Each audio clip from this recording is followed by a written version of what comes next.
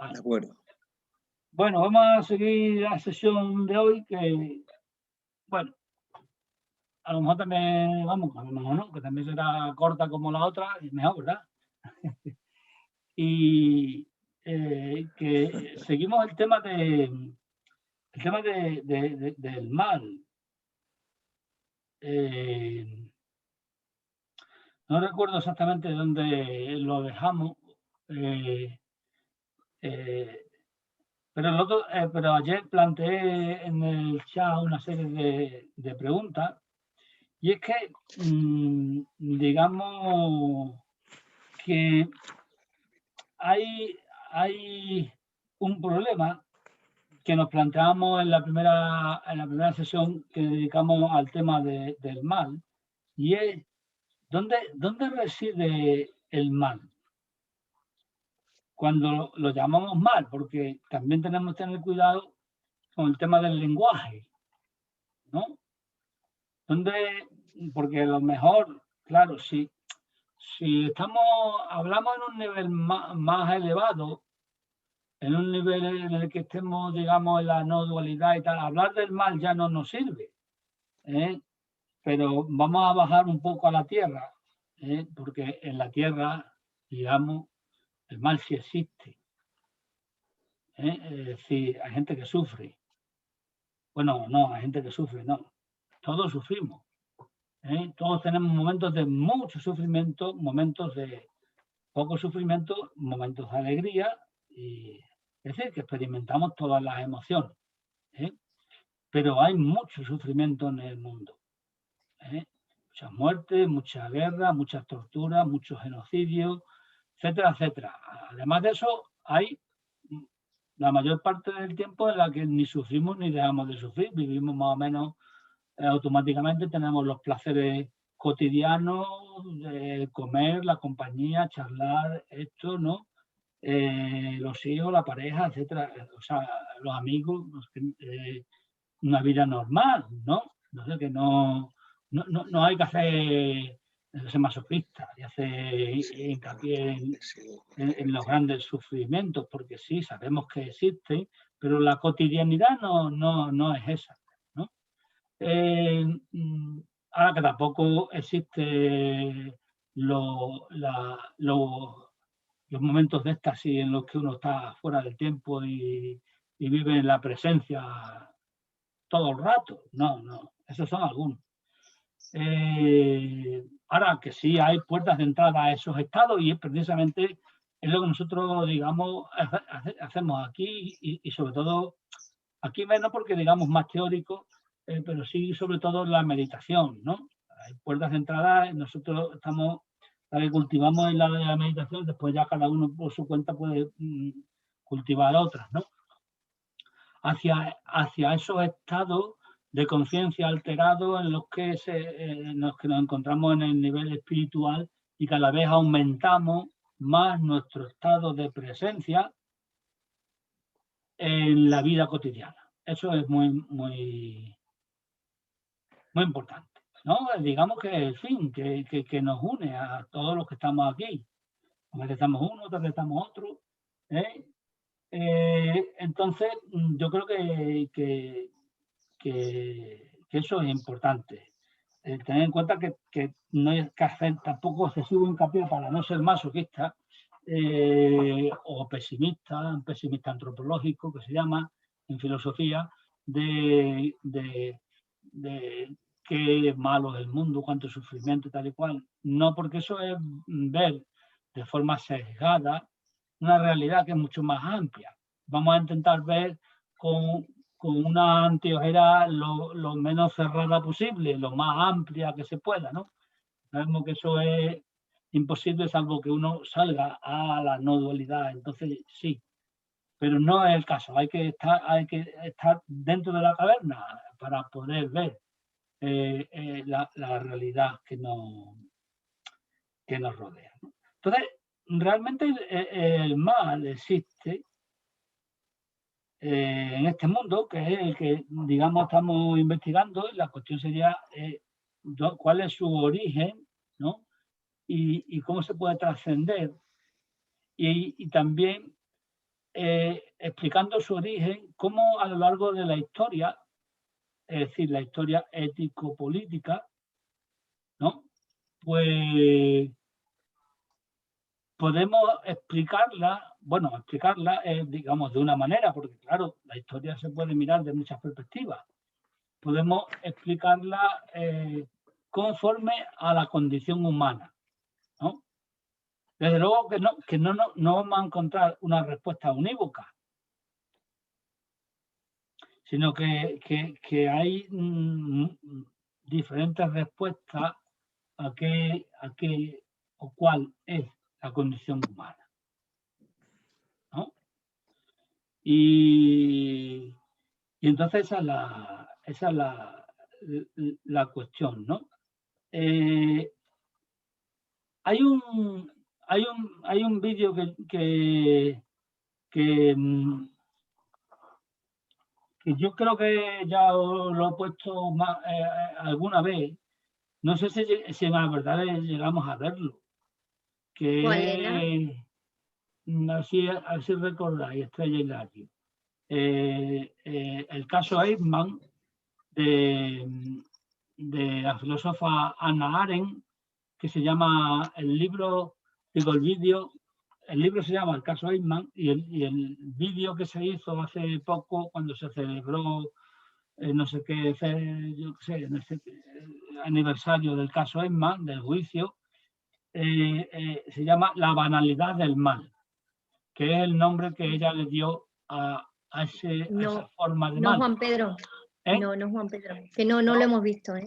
No. Yo creo que no. Tampoco es que la verdad. Pero en la lista sí lo he puesto. Pues lo sí, voy a volver. Puede ser. Pero no lo hemos llegado a ver, ¿eh? No, yo ese no lo he visto. Vimos, ¿no?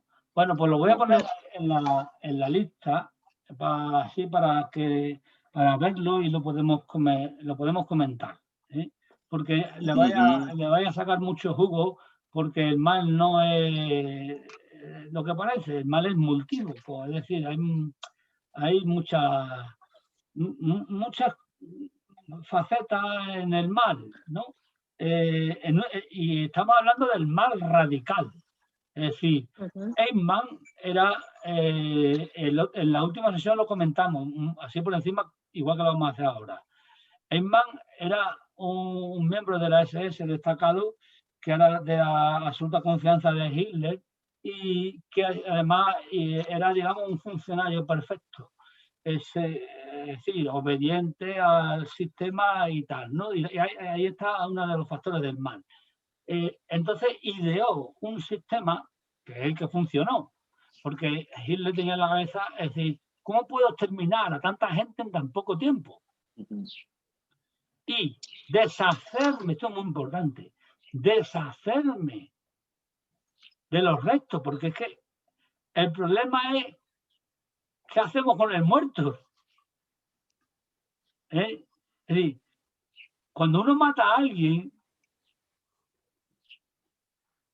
no es solamente la dificultad de matar a alguien, que ya es difícil, sino otra dificultad, ¿dónde meto yo el muerto? No sé si entendéis, no quiero ser frívolo con lo que estoy diciendo, sino describiendo fenomenológicamente una realidad.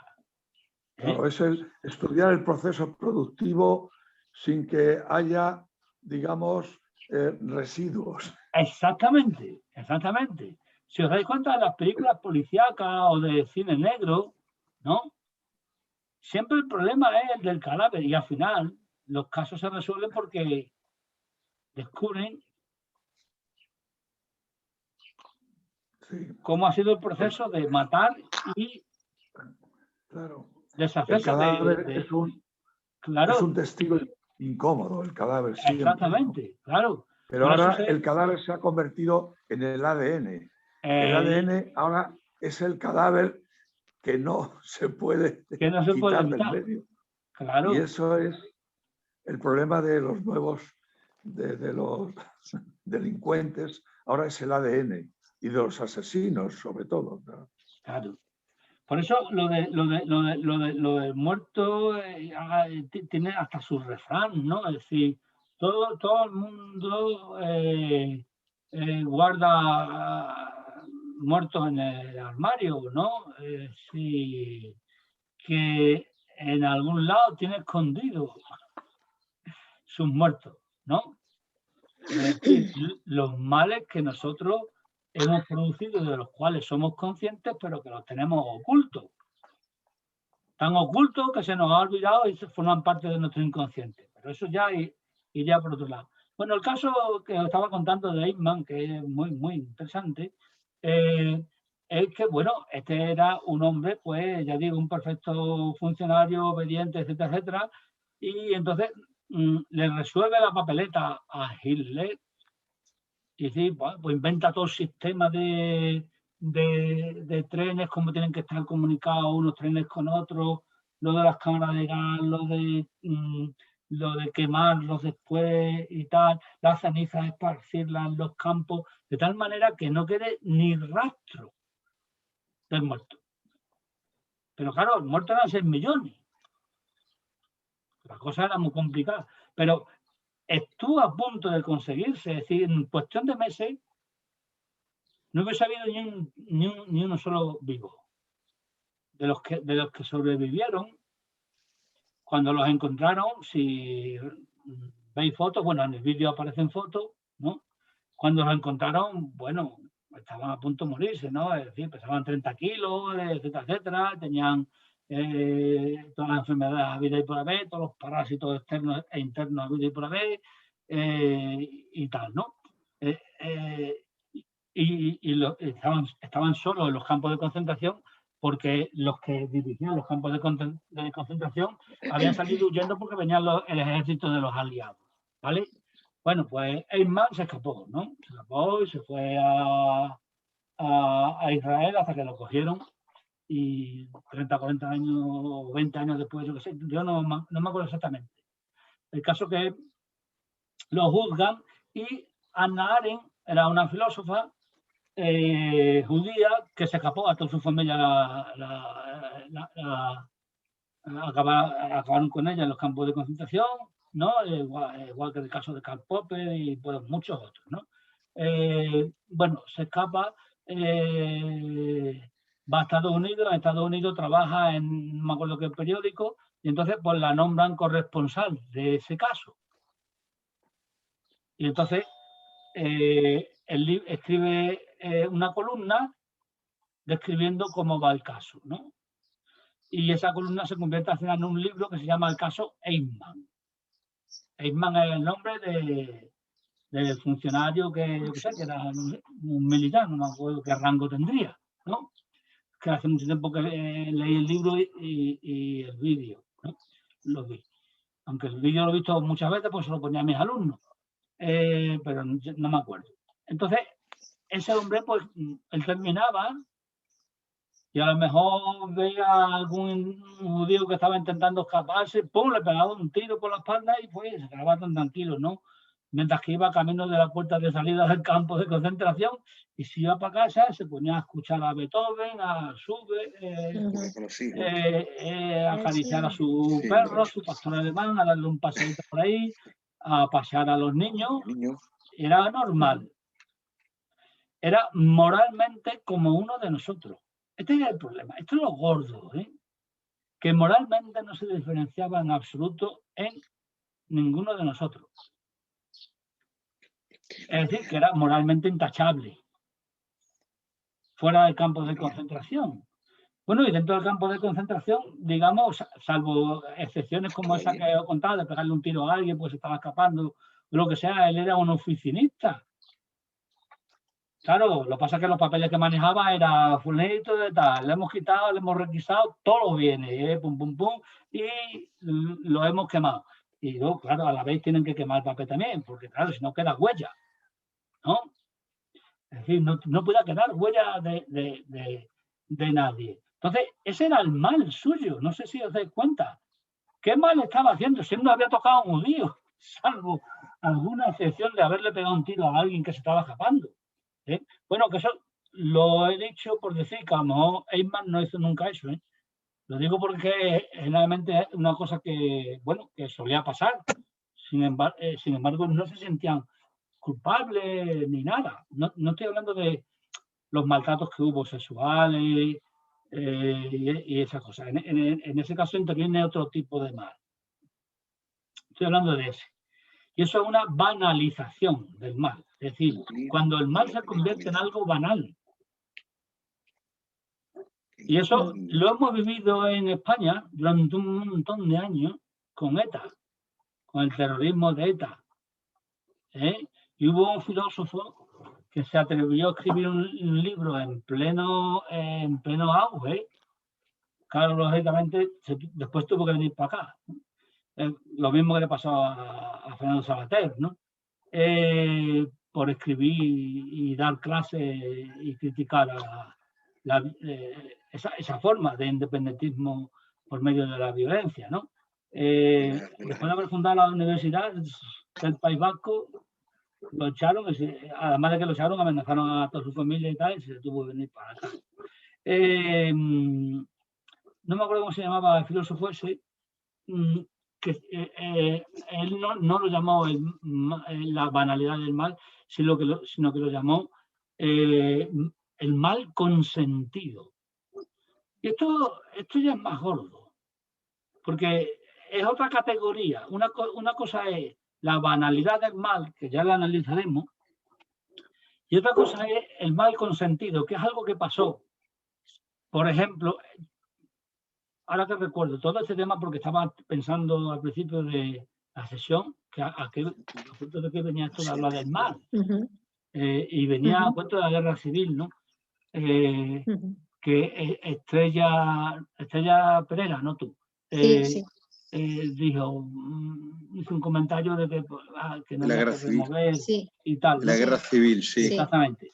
Y entonces a mí se me ocurrió que, bueno, no se trata de remover, se trata de analizar nuestra naturaleza, de conocernos para saber qué somos capaces de hacer y qué somos capaces de evitar.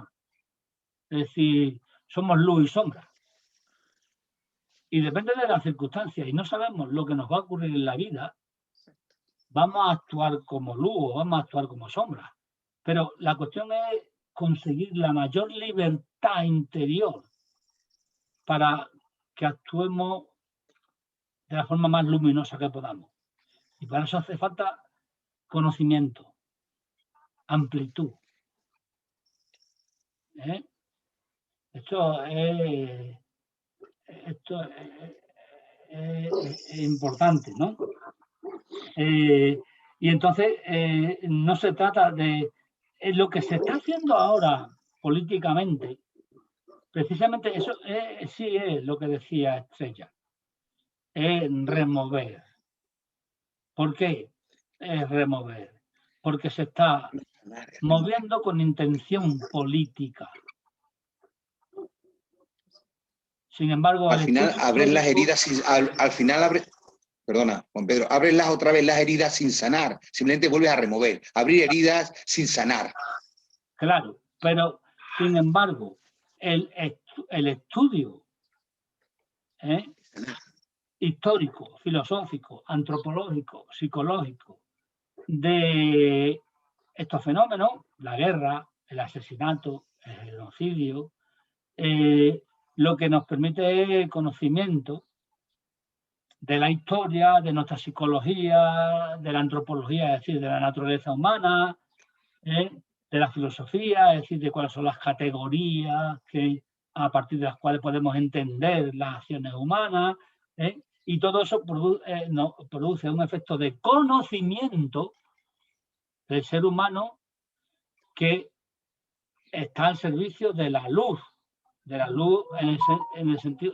Es que tengo que tener el teléfono puesto, si llaman los niños o lo que sea, ¿vale? Digo por caso una WhatsApp. Entonces, eso, digamos, no abre herida, sino que permite que la herida cicatrice desde dentro. No sé si me explico. Es que eso de abrir heridas es lo que se está haciendo ahora.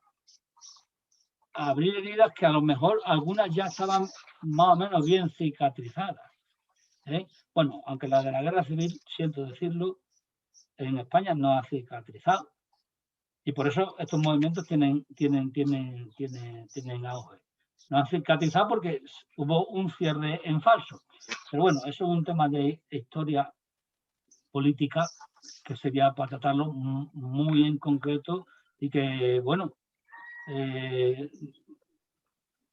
podríamos haber, vamos, yo sí lo vi, pero podríamos haber, yo tenía el enlace, podríamos habernos, podría haberlo proporcionado a vosotros para que viese el análisis de los historiadores sobre la guerra civil, ¿no?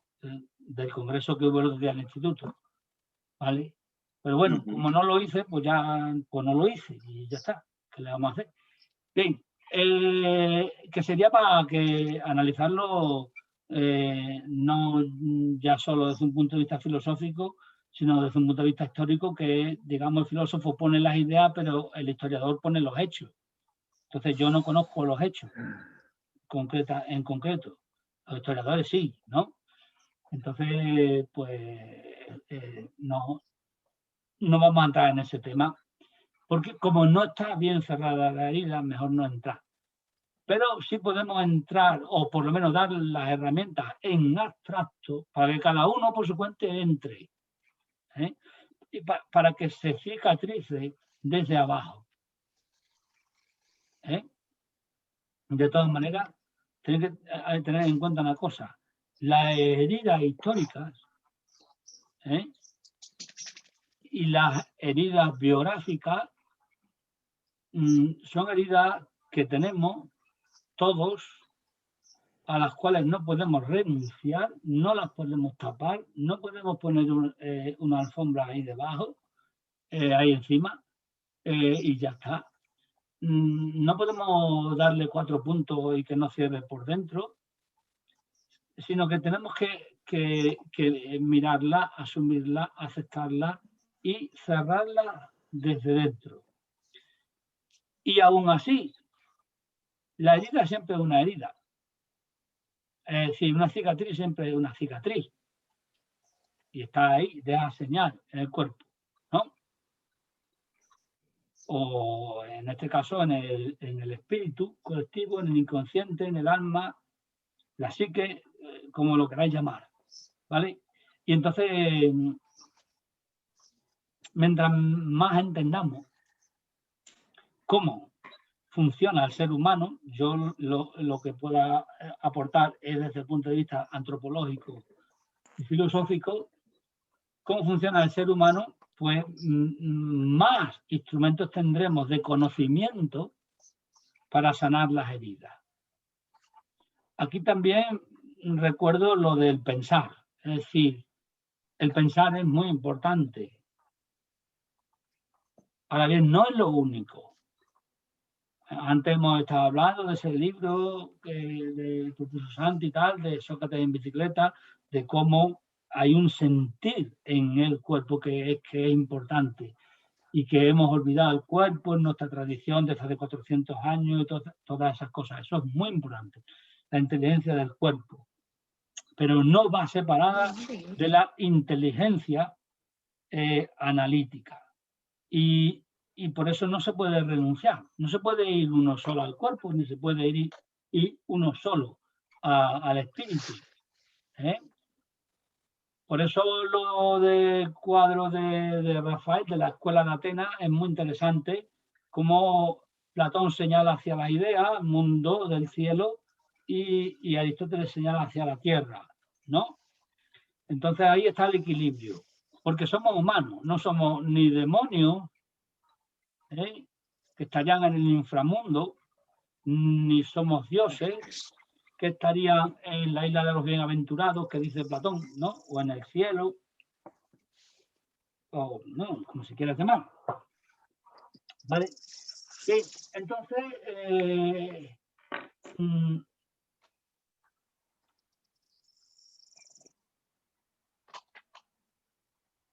hay dos interpretaciones modernas, pero antes de ver esas interpretaciones, bueno, las voy a nombrar para que lo tengamos en cuenta para la próxima sesión, que son sobre las que nos movemos hoy en día, pero están asentadas en dos más antiguas, ¿vale? Que son la versión de Hobbes, que la enuncio, que dice: el hombre es malo por naturaleza. La frase de Hobbes es típica, muy famosa, y es que el hombre es un lobo para el hombre. Ahí el que queda mal es el lobo. Pero bueno, porque el lobo no es malo. La categoría de malo tiene que ver con el hombre, con los humanos, no con los animales. Y entonces, pues bueno, el caso es que dice: el hombre es un lobo para el hombre, queriendo decir que el hombre es malo para su semejante.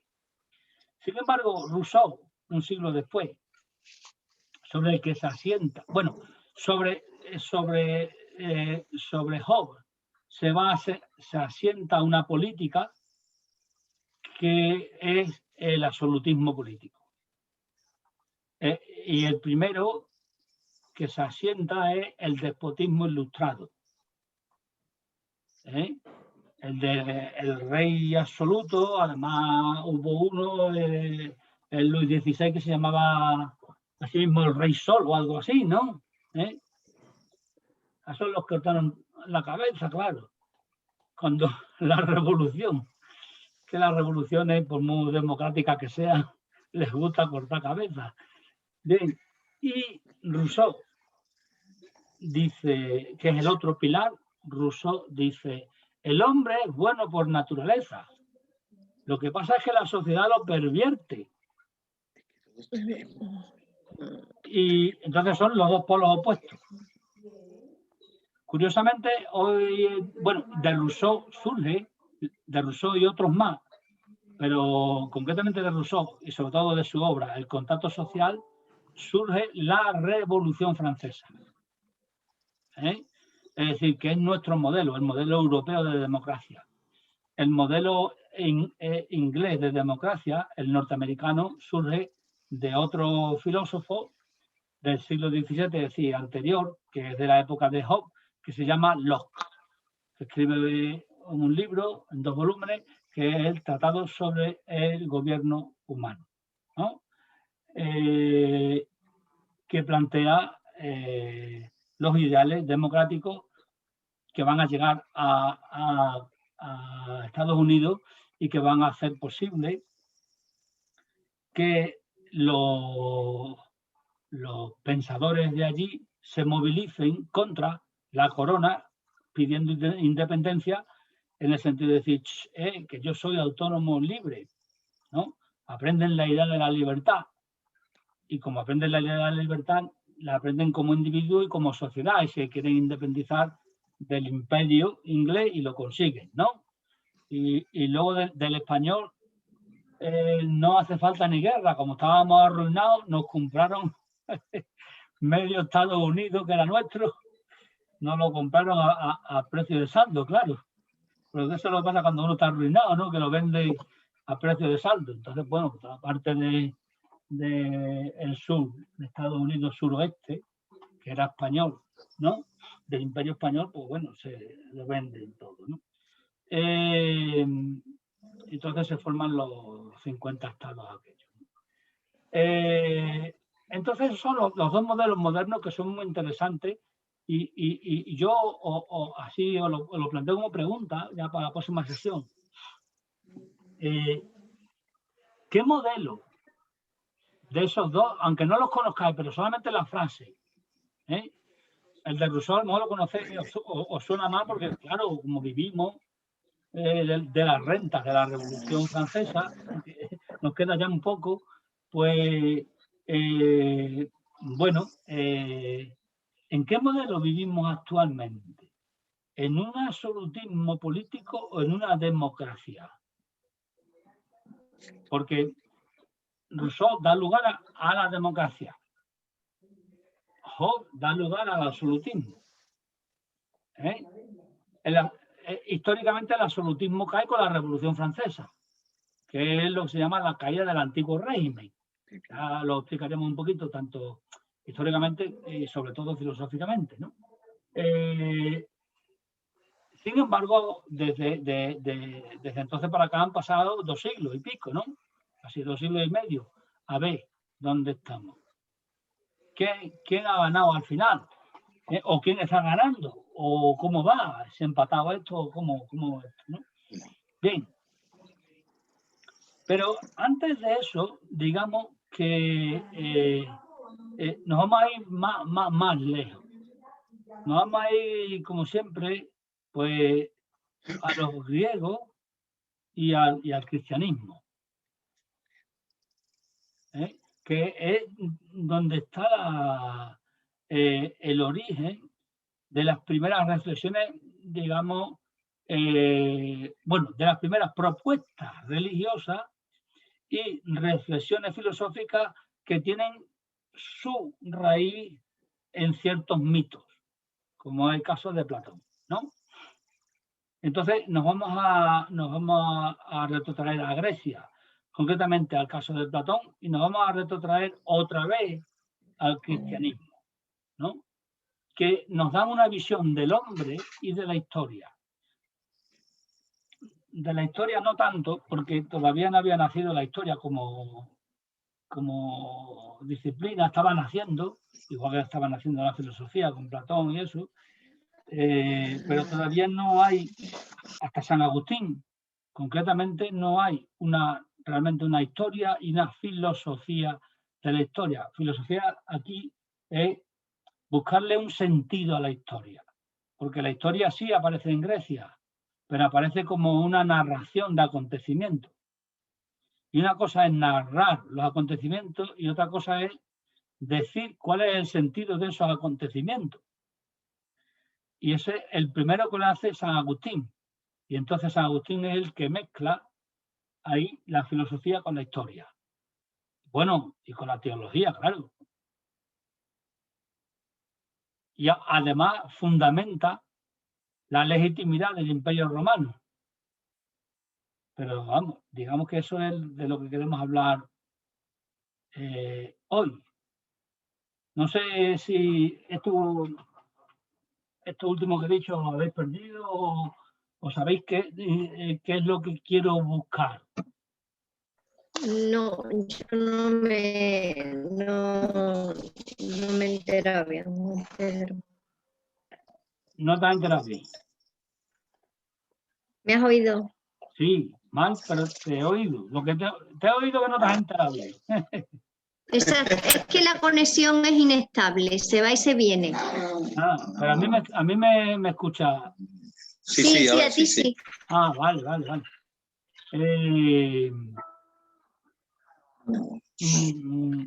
Lo que quiero decir es que vamos a estudiar un poco la naturaleza. ¿Qué dicen estos señores? Es decir, el cristianismo y qué dice Platón, me voy a fijar en Platón, ¿no?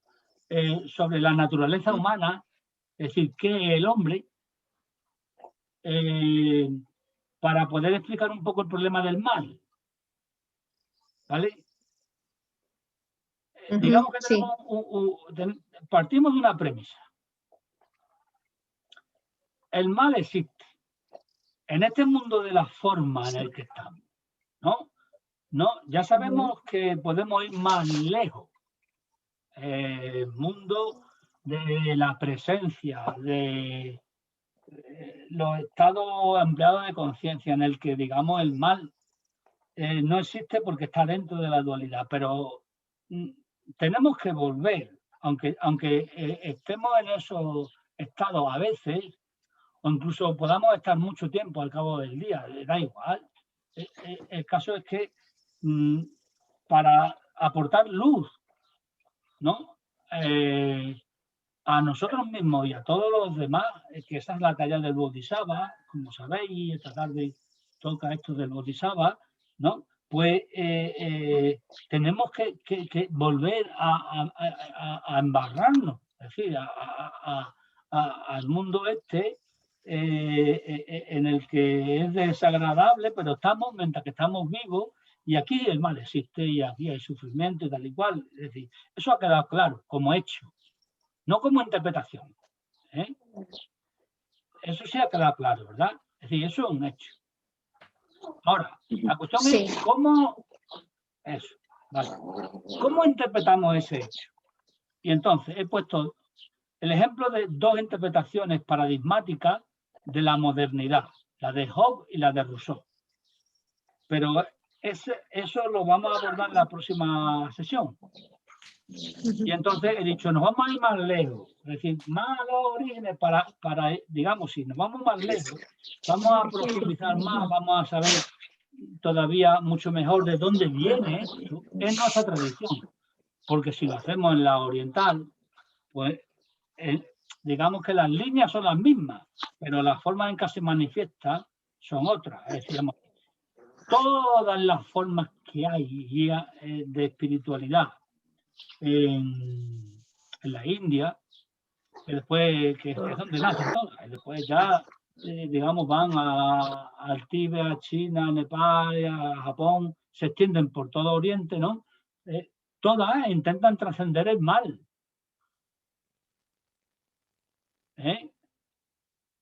Todas. Si nosotros leemos cualquier texto sagrado, por muy antiguo que sea, en el fondo lo que intenta es decir, vamos a ver, este mundo donde está el mal es un mundo de ilusión y tal, entonces lo podemos trascender de esta manera, ¡pum! Y cada uno da su interpretación y sus métodos. Y así aparecen un montón de tradiciones. Después hay unificaciones de esas tradiciones, como la de Pantajali, luego como la de Sankara, luego la de Buda, que es otra también, es otra unificación que genera una religión y un gran sistema espiritual y tal. Así que en Oriente el problema es el mismo, aunque digamos las formas sean distintas. El problema es que hay mal y hay sufrimiento. Entonces, como hay mal y hay sufrimiento, como no estamos a gusto, queremos resolverlo. ¿Vale? Entonces, damos explicaciones teóricas y formas de vivir prácticas para evitar ese sufrimiento y explicar, por ejemplo, se puede llevar una vida muy tranquila, como decía antes, y lo normal es que uno lleve una vida muy tranquila y no tenga sufrimiento, es decir, tenga pues una vida equilibrada y siempre más o menos las mismas emociones, ciertas alegrías, ciertos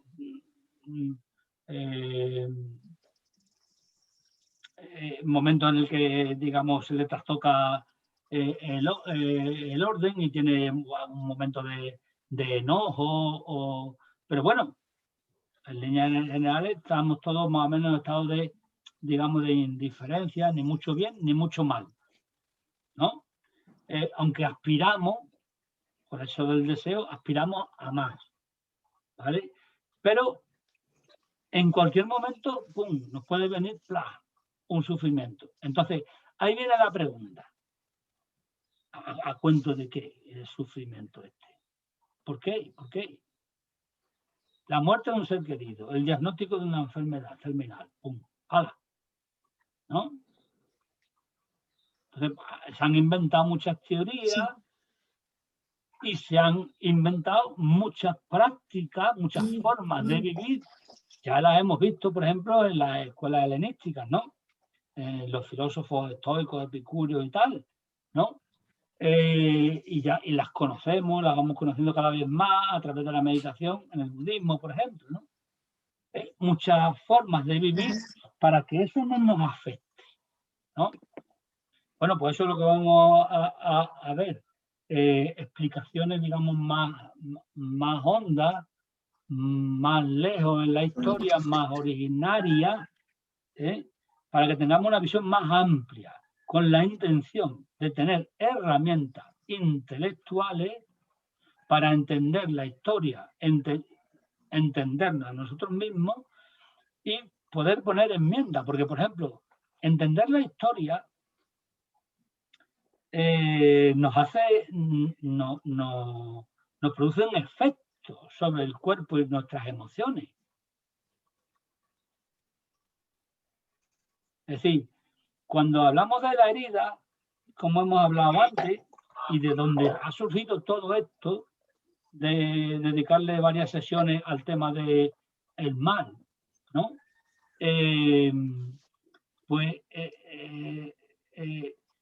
Cuando hay una herida y no queremos tocarla, es porque, digamos, nos está haciendo daño. Sin tocarla nos está haciendo daño. Y sabemos que si la tocamos, esa herida de la historia, que puede hacer 60 años o 200 años, no nos duele. Es decir, que otro ejemplo de que el pensamiento y el cuerpo van unidos. No hay separación. Entonces, digamos que tenemos una idea que es una creencia que nos está haciendo sufrir. Entonces, si nosotros conocemos más, si pensamos más, si tenemos más instrumentos intelectuales, podremos resolver mejor el sufrimiento.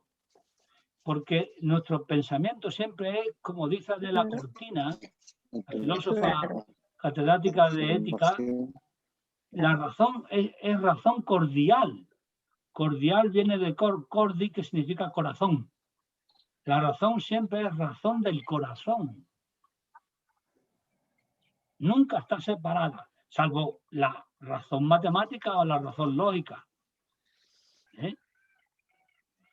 La lógica y la matemática está separado, salvo en el que es un creador de teoremas matemáticos, de teoremas lógicos. Entonces también está unida, porque hay un factor de inspiración, de intuición, de emoción.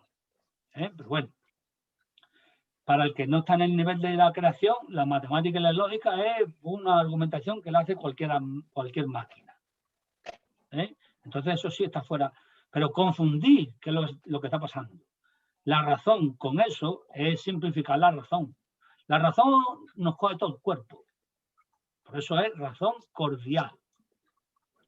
El corazón lo sentimos aquí, pero se extiende por todo el cuerpo. Entonces, cuando pensamos con todo el cuerpo, pero lo bueno que tiene el ser humano es que, además de pensar con todo el cuerpo, tenemos un córtex cerebral,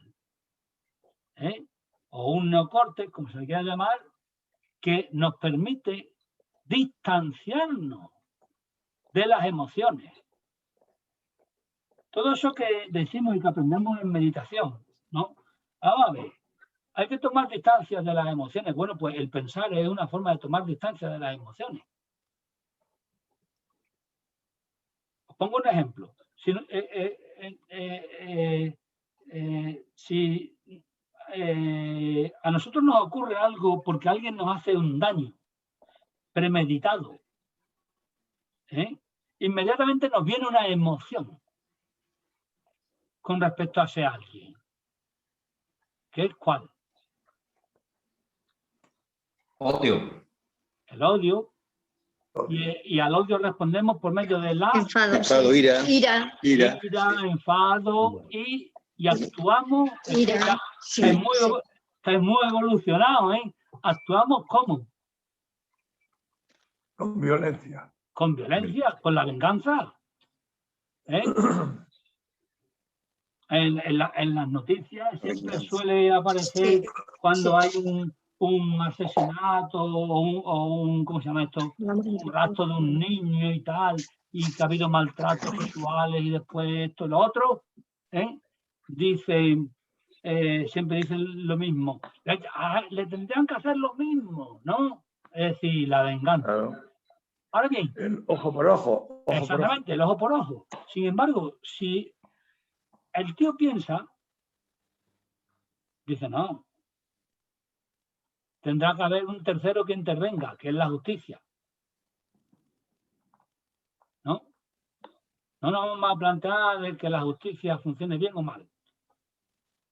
Vamos a planteárnoslo en términos abstractos que funciona bien. Es decir, un tercero interviene entre dos. ¿Vale? Y entonces ya no hay venganza. Y ya se rompe. Pues eso ha sido un invento de la inteligencia, del pensar, que nos ha distanciado de la emoción. Es decir, no nos hemos identificado con la venganza. Hubo un momento que sí, claro, el primer momento. Odio, enfado, ira. Pero, como he pensado, pues no cojo una piedra o un palo que tengo a mi lado y mato al tío. No, no. Me retengo, llamo a la policía, lo que sea, no sé, lo que sea. ¿Me entendéis? Entonces ahí está interviniendo la razón. Y esto es muy importante porque es una... ¿Qué pasa? ¿Hacía frío ahí fuera ya, no? Cuando y todo, y hemos cambiado. Madre mía. Ya. Sí. Estábamos por los perros, pero los hemos dejado ahí fuera. Estábamos por estar con los animales ahí fuera, pero nada. Los perros están evolucionados para eso. Están más evolucionados que nosotros. Qué poco amor. Hasta que hemos podido, Jesús, hasta que hemos podido, no superaba el frío. Ya no. Un negro que madre mía, chacho. Da miedo. Bueno, entonces, bueno, le estaba poniendo el ejemplo de cómo no sé si habéis escuchado o no, cómo la razón, el entendimiento, digamos, es algo que nos permite no identificarnos con las emociones y poner el ejemplo de cuando alguien nos hace un daño y de forma directa y conocemos a ese alguien, nos lo está haciendo porque nos está robando, lo vemos ahí, está metido en nuestra casa robándonos o está violando a nuestra hija o lo que sea, tal y cual, pues inmediatamente aparece una emoción, un sentimiento que vosotros habéis dicho, la ira, esto, lo otro, y actuaríamos por medio de la violencia, la venganza. Sin embargo, tenemos un instrumento que es el pensamiento, que es producto de la evolución, que está aquí, el neocorte, los lóbulos frontales, sobre todo el lóbulo izquierdo, ¿no? Que dice, para, no. Hemos inventado a lo largo de la historia un sistema que es el sistema judicial, y el sistema, digamos, policial y tal, que va a ser un intermediario y entonces nosotros no cogemos un palo y matamos al tío, sino que haremos otra cosa para desviar nuestra emoción y no nos identificamos con ella. Por tanto, el pensamiento es un instrumento de desidentificación que la mayoría de la gente, por supuesto, no tiene adquirido. Es igual que pasa con lo de la libertad y todas estas cosas, los valores de la democracia. Es decir, históricamente están inventados, tenemos instituciones, pero no lo tenemos interiorizado. En fin, entonces eso es importante. Bueno, entonces si queréis nos vamos un poco al tema que he planteado de los orígenes. Con eso quería decir que el pensamiento es muy importante y que el pensamiento no está separado del cuerpo, pero es un mediador entre las emociones. El psicópata lo que le pasa es que no le funciona el sistema frontal. Solamente funciona emocionalmente. Entonces responde, ¡pum!, según sus emociones. Y no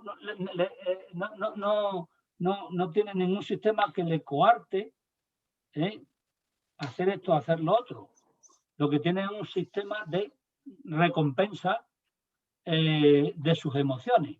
Es decir, desea poder. Y cuando experimenta el poder, por ejemplo, matando, violando, etcétera, no es la violación, por ejemplo, que se piensa. No, es el poder sobre la víctima cuando se viola. Es decir, el máximo placer no está en la violación, sino en el poder que se tiene sobre la víctima. Es una cuestión que está muy investigada en neurobiología, ¿eh? Y hay un libro muy interesante que se llama La mente de los violentos, en el que se estudia eso y que es muy sencillito entenderlo, que no hay que saber mucha biología, claro. Poquita que hay que saber la ponen en el libro. El libro es cortito. El autor se llama José San Martín. Bien. Entonces, si nos vamos a los orígenes, tenemos dos polos, ¿no? Para entender la naturaleza humana desde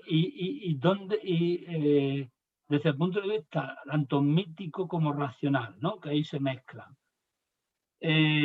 Una que viene del cristianismo y otra que viene de la filosofía. Y como sabéis, el cristianismo y la filosofía en nuestra tradición se mezclan, ¿vale? Y entonces, pues al mezclarse, pues tenemos ahí un cóctel que es la estructura de todo nuestro inconsciente histórico, que mientras más conozcamos de él, mejor nos conocemos a nosotros mismos, que eso es muy importante. Si nos conocemos a nosotros mismos, pues sabemos de qué pie cojeamos, que es lo importante. Y sabiendo de qué pie cojea uno, pues vamos a ver, aquí es donde hay que poner el remedio, ¿no? Entonces, el cristianismo, para que veáis, igual que hemos visto antes en Rousseau y en Hobbes, el cristianismo considera que el hombre es expulsado del paraíso, ¿no? Como explicamos ya, pero digamos que su meta y toda la historia del Antiguo Testamento hasta el Nuevo Testamento, la muerte y resurrección, es importante lo de la resurrección, porque si no la hay, no hay triunfo, ¿no? Es la historia de la salvación del hombre. Entonces, al ser la historia de la salvación del hombre, resulta que el hombre va haciendo pactos con Dios, ¿no? Va entablando un diálogo con Dios, de tal manera que Dios, como suele decir el refrán, aprieta pero no ahoga. Es decir, el hombre tiene la tendencia a volver a caer en el mal. ¿Por qué? Porque ya mordió la manzana, entonces tiene el mal dentro, que se le llama pecado original. Es decir, que tenemos una concepción clarísima que está en nuestro inconsciente colectivo, grabado a fuego y por tanto en el nuestro individual, y es que tenemos un pecado original, un mal. Aunque seamos ateos, nosotros sentimos como la historia nos ha enseñado a sentir. Y entonces, aunque seamos ateos, nosotros tendremos que cultivar mucho y ahí ya no es por medio de la inteligencia. La inteligencia nos va a llevar a un límite y es, chacho, que todo esto es un cuento. Y entonces he llegado al ateísmo. Pero el que yo haya llegado al ateísmo no quiere decir que yo ya sienta que no tengo culpa. No sé si me entendéis. El sentimiento de culpa, que es una cuestión emocional, es tan antiguo que lo tenemos grabado en nuestro cerebro porque lo aprendimos en la infancia. Y entonces el cristianismo nos dice, vamos a ver, tú ya no eres Adán, un ser sin ningún mal. No, tú caíste. Y como caíste tienes ya la señal, ¿no? Eso aparece después en otro mito, que es la señal de Caín, ¿no? En el que el mal se materializa ya de forma tremenda, ¿eh? Y además, mira qué curioso que tiene que ver con la guerra civil, que es de donde salió todo aquello, que es que Caín mata a su hermano por envidia. Si recordáis, la guerra civil se dicen que son las peores guerras porque se matan hermanos entre sí. Es cierto, pero bueno, todas las guerras son guerras de matarse hermanos porque todos somos hermanos. Es el principio de la fraternidad universal, ¿eh? Es decir, cualquier persona es persona, o cualquier hombre es persona, y como es persona es tu hermano, ¿no? Como dice la religión judía, el que salva a un hombre salva a la humanidad. Y el que mata a un hombre mata a la humanidad. No hace falta, por eso es muy importante, no se trata de ser un salvador, porque eso tiene uno muy pocas oportunidades, tanto porque personalmente no puede o porque las circunstancias, pues uno tiene una circunstancia y otro tiene otras, ¿no? No le van a dejar. Entonces, pero sí puede salvar a un hombre. Es decir, sí puede salvar a un amigo en un momento determinado en el que el amigo está mal, porque lo puede acompañar. Sí puede salvar a un hijo, a su pareja, sí puede salvar a algún desconocido acompañándolo en el momento de la muerte. Eso sí, lo podemos hacer, son cosas muy pequeñas. Bueno, pues ya está la salvación de la humanidad ahí, porque hay ahí, en un acto de esos, que solo es uno, y durante un tiempo hay una entrega total de la persona. Entonces, esto es importante, ¿no? Bueno, pues el mal lo tenemos desde que cometimos el pecado original y eso es inevitable y se manifiesta con la expulsión del paraíso y después hay una manifestación en la que hay una división que, digamos, ahí nos encontramos en el cristianismo la explicación del enfrentamiento del hombre con el hombre, que es que en un momento en el que hay una familia, un hermano mata a otro hermano. Por eso toda guerra es una guerra civil, porque todos somos hermanos.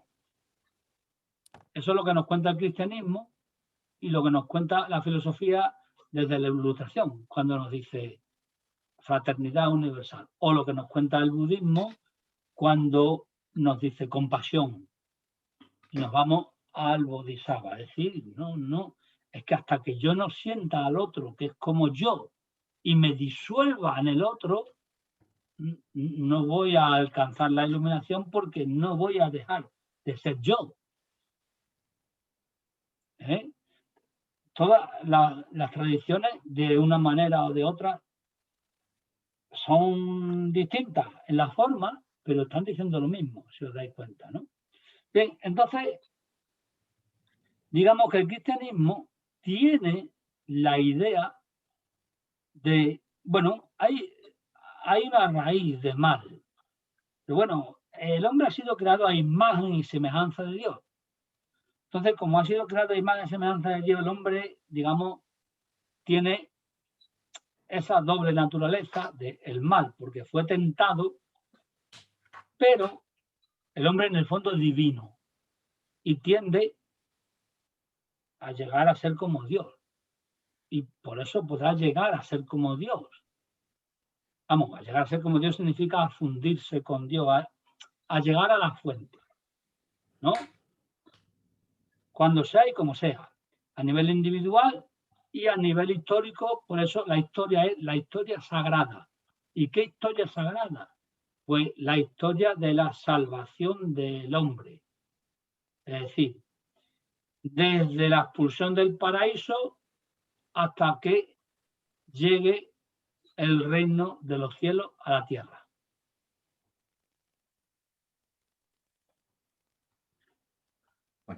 Para los cristianos, el reino de los cielos a la tierra llega con Jesús.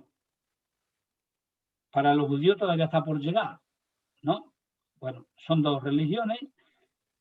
A nosotros lo que nos interesa es la espiritualidad, que es la misma en las dos. Para ceñirnos al cristianismo, que es el que nosotros conocemos, el reino de los cielos llega cuando Jesús, digamos, resucita, ¿no? Por eso las palabras de San Pablo son muy importantes para el creyente, ¿no? Esto se puede analizar como lo estamos haciendo sin necesidad de ser creyente. No ser creyente no significa ser ateo. El ateo, digamos que va más lejos. Es una crítica a los argumentos sobre la existencia de Dios y tal, ¿no? El no creyente no necesita eso, ¿no? Digamos que el no creyente es un agnóstico desde el punto de vista vivencial o emocional, porque el agnóstico también tiene mucha argumentación. Entonces, el reino de Dios con Jesús llega cuando resucita, y por eso dice San Pablo, sin resurrección, creo que estas son las palabras, sin resurrección, vana es nuestra fe. Es decir, si Jesús no ha resucitado, todo lo que podamos decir no tiene ningún sentido desde el punto de vista de la fe. Ahora, por eso lo decía, desde el punto de vista de un no creyente, no le hace falta para nada que Jesús hubiese o no resucitado. Con el mensaje que hay en los evangelios tiene para dar y para regalar. Con el mensaje ético. Os puse ayer creo que os puse el texto entero de las bienaventuranzas, que sería un texto para comentarlo muy poco a poco. Hay un libro de Jagger en el que comenta una a una cada bienaventuranza. Además, las comenta en los dos evangelios, porque las bienaventuranzas aparecen solamente en dos evangelios, creo que son en el de Mateo y en el de Lucas, no me acuerdo, no me hagáis caso, porque no me acuerdo. Y entonces, no son iguales, es decir, no están redactadas de la misma manera. Entonces, digamos que hay un significado que varía, o es más profundo en uno, o va más lejos en uno que en otro, y están muy bien. Jagger, este hombre que era un cristiano, que también era un maestro de meditación budista, que os regaló un libro sobre el tema del amor y tal. Sí. Pues ese es el del que yo hablo. Pues además de ser un místico, porque era un místico, era un gran intelectual, es decir, escribía un montón de libros sobre el cristianismo, y no solamente sobre el cristianismo, sino sobre el budismo zen. Es decir, yo no sé dónde se acaba el tiempo. Increíble, lo que da de sí a alguna gente. Pero bueno, el caso es que son gente admirable para aprender de ellos, tanto a dónde han llegado como lo han hecho, ¿no? Y como modelos de vida, digamos, ¿no? Eso es importante. Y esos son realmente los maestros. Son un inciso, ¿no? Maestro no es alguien al que se venera, sino alguien al que se admira y te sirve como ejemplo para tú no hacer lo mismo, sino hacer lo mismo, pero a tu manera. No sé si me entendéis. Porque si hace uno lo mismo a la manera del otro, se está Sí, Perfectamente. disolviendo y perdiendo la personalidad. perfectamente. Sí, sí, Eso, sí. No imitar, no imitar. Sí. Exactamente, exactamente. Y, Sino ser. exactamente, hacer el ejemplo es lo importante. Y luego la admiración y el agradecimiento.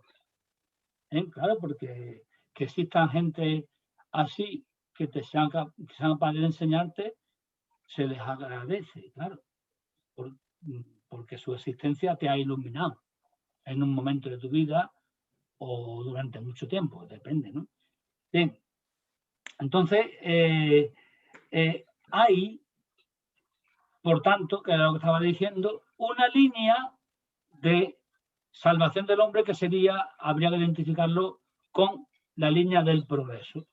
Es decir, en el cristianismo está la concepción de que en el hombre hay un mal, pero no hay un mal, digamos, absoluto, sino que lo que hay absoluto en el hombre es el bien. Lo que pasa es que ha habido una caída. Ha habido una caída.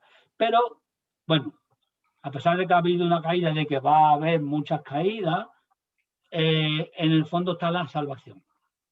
O al final, digamos, está la salvación. Por eso, digamos, en la religión, no en la espiritualidad, en la religión es necesario que Jesús resucite. En la religión lo digo porque la religión, digamos, funciona para el hombre que no es capaz de llegar al mensaje espiritual. No pasa nada. No pasa nada, que no sea capaz. Como dice Hilario muchas veces, no está ni más evolucionado ni menos evolucionado, simplemente está en donde está y ya está, y está viendo las cosas como las ve y las puede vivir y llegar a la intensidad que llega a cualquiera. Lo que pasa es que, por ejemplo, nosotros, digamos, si hemos llegado o hemos accedido al mundo de la espiritualidad, sabemos los peligros que hay en la religión de control. Pero en la espiritualidad también existen peligros de control que son distintos. Entonces también hay que darse cuenta. Y en la espiritualidad también está otro peligro que es el quedarse colgado en los cielos. También. Que lo he dicho muchas veces, es decir, hay que enraizamiento, es decir, hay que tomar tierra, porque no somos seres celestes, ¿no? Lo vio muy bien Platón, cuando dice aquello que he repetido tantas veces, el hombre no está hecho para vivir en la isla de los bienaventurados, el hombre tiene que volver a la caverna, por muy listo que sea, tiene que venir, y le pase lo que le pase, como a Sócrates. Pero tendrá que venir. A Sócrates lo matan, pero bueno, lo matan, pero se lleva 30 años enseñándolo. Ya está, ya cumplió la función. Y además, su muerte es otra forma de aprendizaje o de enseñanza. Bien, entonces ahí tenemos una visión muy interesante. Hay un mal, pero ese mal no es absoluto. Y ya veremos como en Platón hay un problema cuando no Platón, sino cuando el platonismo se hace cristiano. Es decir, cuando el cristianismo asume la filosofía de Platón. Produce ahí un tema complicado. Bien, vamos a ver, ¿qué piensa Platón? Bueno, pues Platón, digamos que está en la situación contraria a la de, pero no totalmente, a la del cristianismo. Si el cristianismo decimos que es el progreso, es decir, todas las ideas de progreso tienen en el fondo el cristianismo, aunque sean ateas. Por ejemplo, la revolución soviética y todo el Estado soviético hasta que se disuelve con Gorbachov, tiene debajo el mito cristiano. No lo voy a explicar ahora, pero bueno, digamos que con lo que he dicho lo entendéis porque, en definitiva, el comunismo tiene por debajo la historia de la salvación del hombre. ¿Qué pretende el comunismo? La emancipación de la humanidad. Bueno, pues la emancipación de la humanidad es la llegada del reino de los cielos a la tierra. Que eso es el cristianismo, ¿no? Pero claro, sin Dios, ¿no?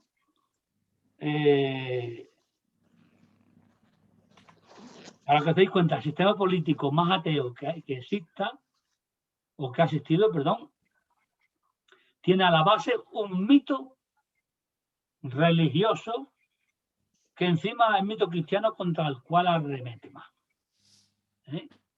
Es curioso.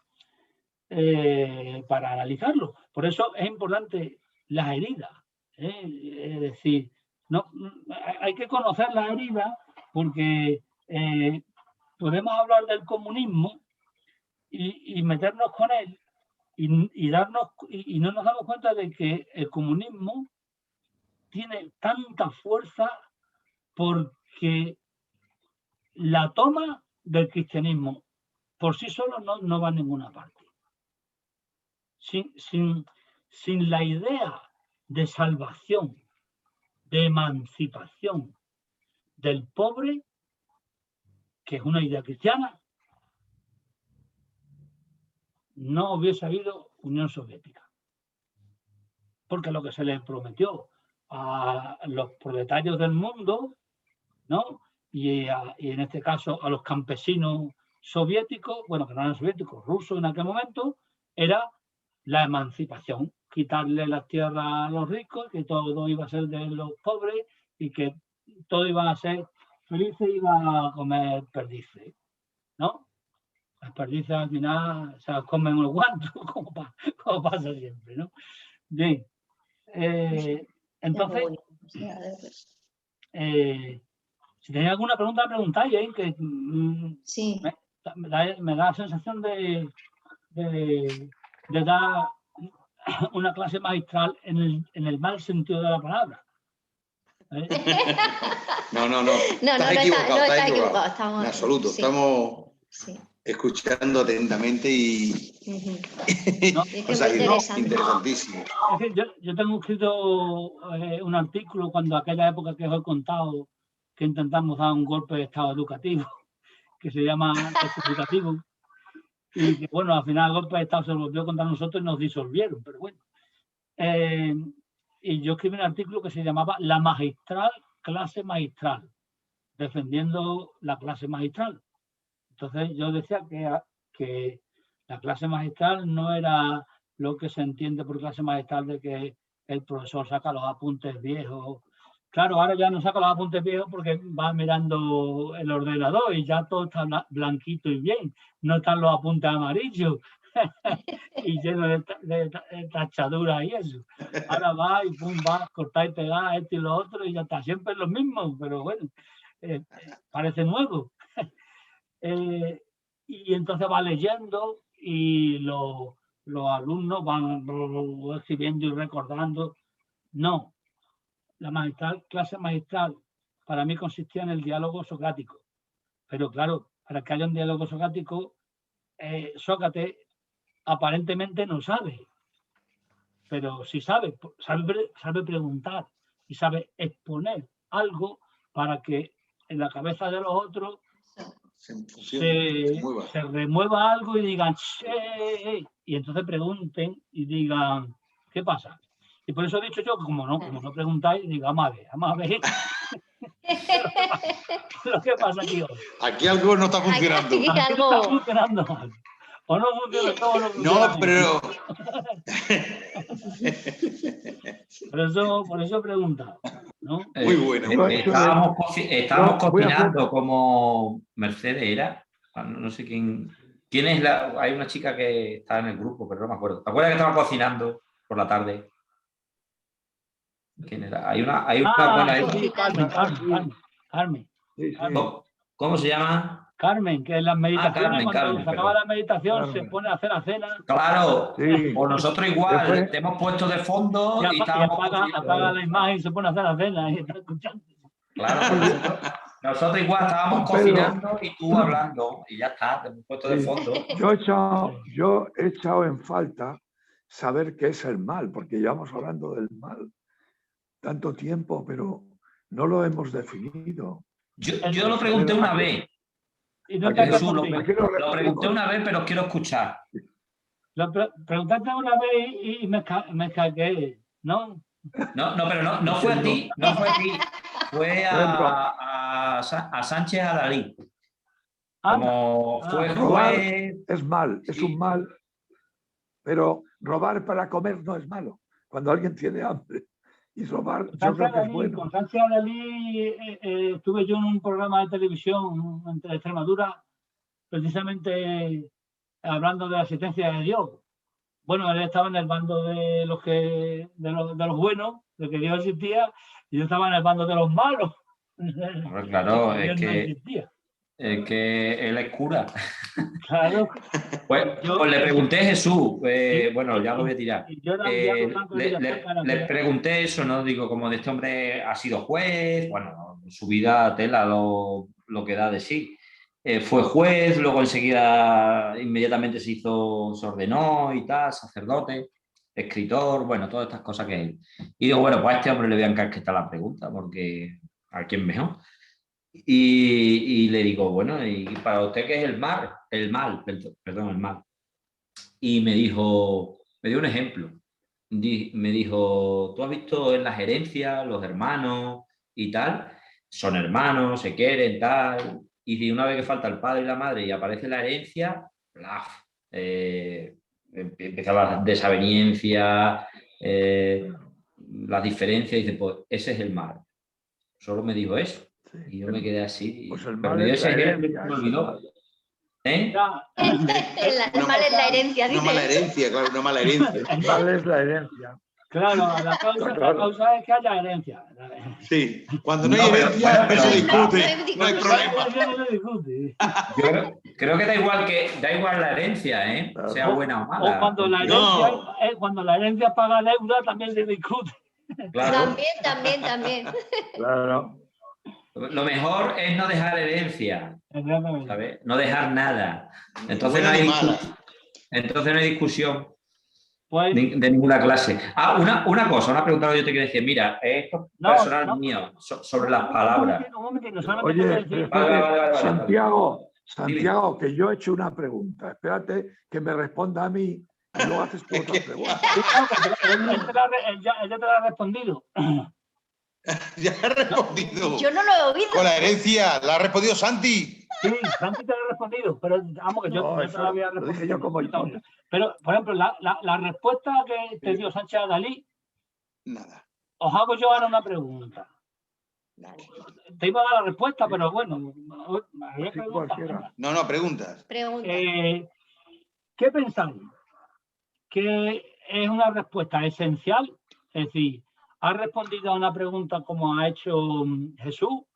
Que son preguntas que no se deben hacer. No. Dicho sea de paso. Jesús. ¿Qué ha dicho? Una pregunta que no se debe hacer. Es cierto. De Jesús, la lía. La lía. Claro, son preguntas que no se deben hacer. Y yo tenía un maestro muchos años, que se llama Popper. Y ya os explicaré después. Decía que esas preguntas no se deben hacer porque esas preguntas te llevan a enredo. Ya lo explico. Bueno, independientemente de eso,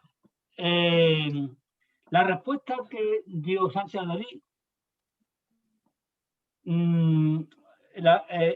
¿qué os parece una respuesta esencial?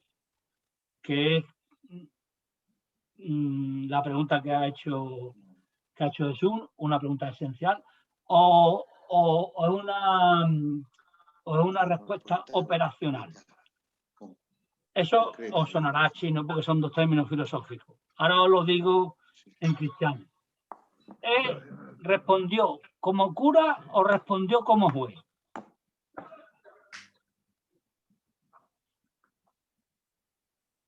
No me he enterado yo.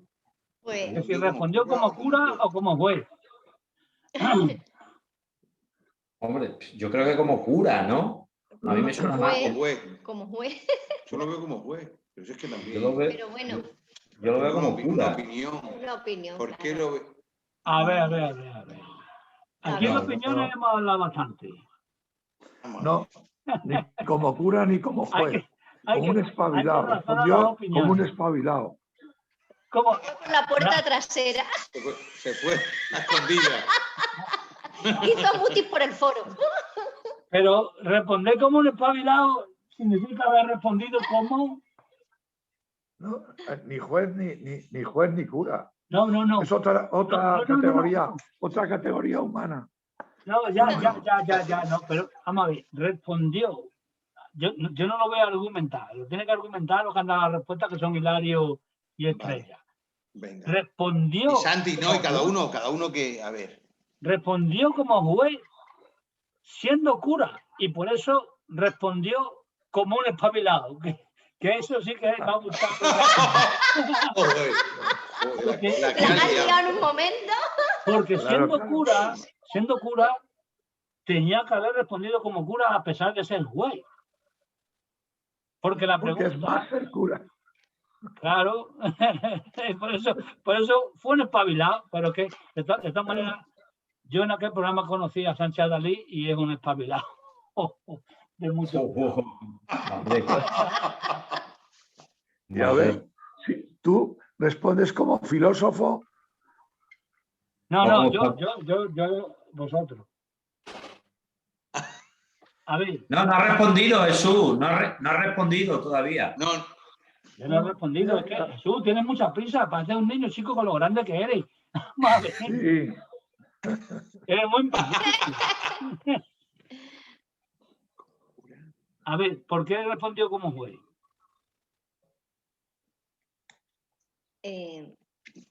Porque puso un pleito, ¿no? Puso un pleito familiar.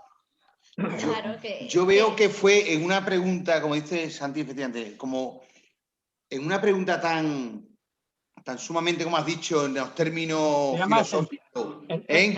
Esencial.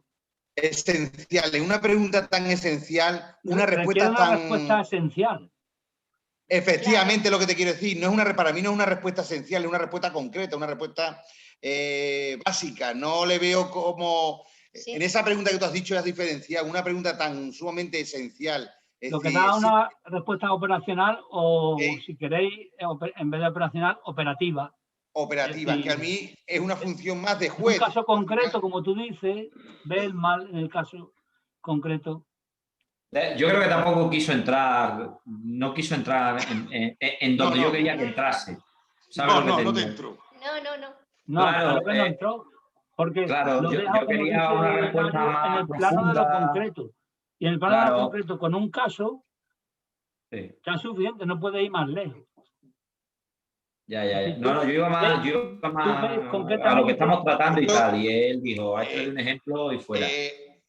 Lo que acaba de decir Jesús, la pregunta tan esencial, es tan sumamente complicada la respuesta que, como ha dicho Juan Pedro, una pregunta que casi no se debe hacer, porque primero, el mal, ¿qué es el mal? ¿Existe el mal? Hablamos muchas veces, ¿quién está haciendo el mal? ¿Por qué motivo? Hay dualidad, el mal, una mente errónea, una ignorancia, un problema mental. Es que estamos hablando, es tan sumamente amplio esto, es decir... Y los niveles del mal.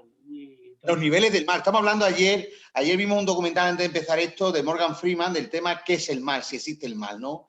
Y es verdad que hablaban con presos que estaban en cárceles, pero cadenas perpetuas de asesinatos en serie, de muchas cosas. Y muchas veces las distintas religiones que entran en la espiritualidad, cristianismo hablaban del diablo que estaba poseído, ese es el mal, algo que le pones una imagen, ¿vale? Podemos seguir. Otras personas, otras religiones como el budismo no entran en el mal, sino ya intenta, no esa dualidad, sino una mente errónea, una ignorancia, un problema. Es decir, hablaba uno de la cárcel, decía en su experiencia que es que él no sentía nada, él era un impulso y que no, ni remordimiento ni nada, es decir, no veía que estuviese haciendo... Era un momento, y si nos vamos, por ejemplo, al tópico, que muchas veces lo has puesto de Hitler y tal, él pensaba que estaba haciendo lo mejor del mundo, que era una raza, la mejor raza, es decir, que aquí no sé cómo decirlo, no con eso justifico nada, ni quiero de verdad, me pongo, porque totalmente el mal, primero, el mal existe como tal, hay mal, porque un mal es privar de libertad o la vida de una persona. Eso está mal. Pero hay personas malas, hay personas erróneas, hay personas ignorantes, hay personas que no tienen su cerebro frontal, ese corte que hablamos, desarrollado como tienen los demás, desarrollado. Es decir, tan sumamente... Sí, además el preso decía que era mejor que le dejasen en la cárcel porque él, si salía... Iba a volver a repetir. Porque no era capaz de controlar. Él era una amenaza para la sociedad, porque él no controlaba. Claro, ese es el caso de los psicópatas. Sí. Claro. A Hilario le falta acabar diciendo: Dios me libre de lo que estoy diciendo. Dios me libre de lo que estoy diciendo. Es lo único que le falta. No, que fuerte. No, es que el discurso de Hilario, si lo sigues, es muy peligroso. Claro. Ya. Muy peligroso, sí. Porque se está poniendo en el lugar del asesino. Intentar comprender tanto. No. Te puede no llevar... quiero decir no, y es verdad.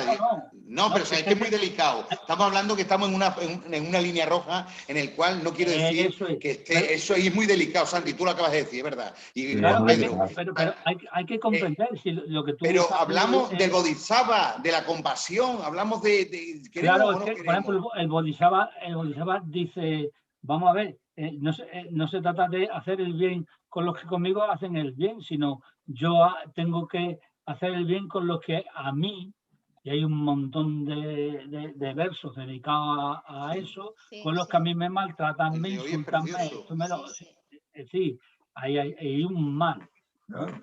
Entonces, el discurso de Hilario, digo que es muy peligroso, pero no porque sea malo, sino porque es muy bueno, porque es un intento de comprender todos los ámbitos. El problema del peligro que tiene ese discurso, que es en el que ha caído la sociedad contemporánea actual, vamos, es el relativismo. Todo vale. Y entonces no es cierto.